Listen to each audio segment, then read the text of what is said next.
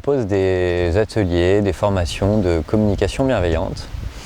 Et alors, c'est une communication qu'on appelle aussi la communication empathique, la communication consciente.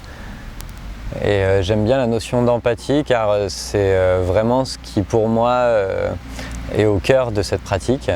Alors on peut appeler ça une pratique, une méthode, et au final ça devient presque un art de vivre. Je suis toujours impressionné de voir à quel point c'est accessible pour des personnes d'aller à la rencontre de leurs émotions et donc du coup de comprendre des choses qui leur permettent de transformer leur vie. On appelle ça communication bienveillante, mais on parle aussi de communication empathique.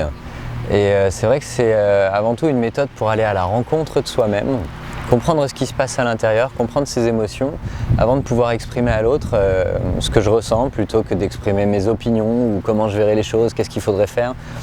Et ça apporte beaucoup de douceur, beaucoup de bienveillance dans la communication par la suite.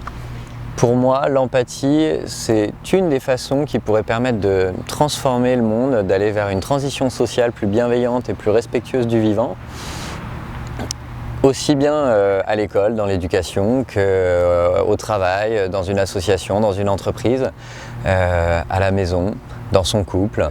Apprendre ça à l'école, je pense qu'en une génération, on transformerait le monde.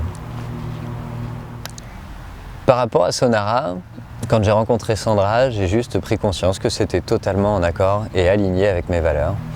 L'idée de pouvoir aller vers de la bienveillance, du bien-être et que ce soit accessible à tous, j'ai pas réfléchi longtemps et je me suis dit, bah oui, c'est exactement ce que j'ai envie de vivre et ce que j'ai envie d'apporter. Donc merci Sandra. Merci Sonara. Une phrase qui m'inspire beaucoup, c'est « L'exemple n'est pas le meilleur moyen de convaincre, c'est le seul ». Et je crois beaucoup en la bienveillance contagieuse. Je pense que quand on incarne certaines valeurs, au fur et à mesure, elles sont contagieuses et joyeusement contagieuses.